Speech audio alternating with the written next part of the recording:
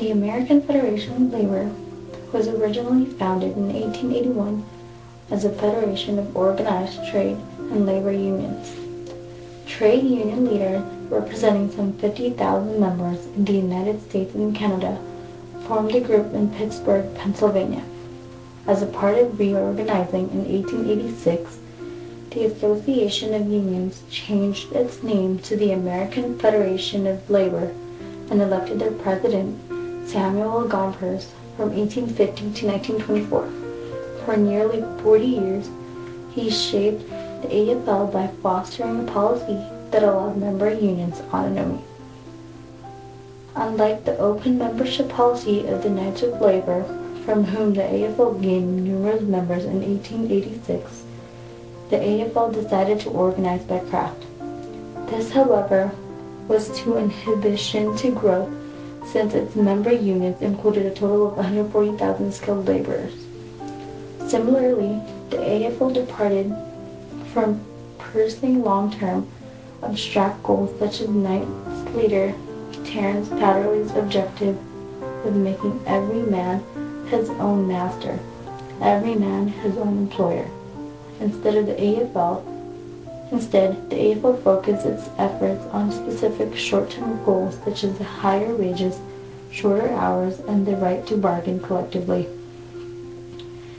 In the 1890s, the AFL was weakened by labor violence, which raised public fears over labor unions. A July 1892 strike at the Carnegie Steel Plant in Pennsylvania turned into a riot between angry steel workers and Pinkerton guards. The militia was called in to monitor the strike. 5 months later, the strike ended in failure for the AFL affiliated steel workers. Nevertheless, membership of the AFL grew to more than 1 million by 1901 and to 2.5 million by 1917. At that time, the AFL included 111 national unions and 27,000 local unions. The AFL inaugurated many important advances on behalf of laborers. By collecting dues from its members, the Federation was able to create a fund to aid striking workers.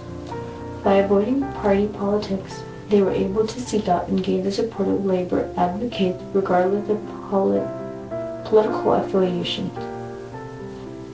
The AFL worked to support the establishment of the U.S. Department of Labor 1913, which in turn administered and enforced statutes promoting the welfare and advancement of the American workforce.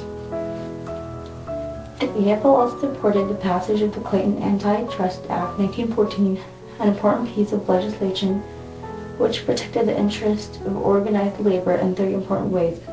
Price fixing was outlawed, which is the practice of pricing below cost to eliminate a competitive product. Executives could no longer manage 2 or more competing companies, a practice called interlocking directorate, and corporations were prohibited from owning stock in a competing corporation.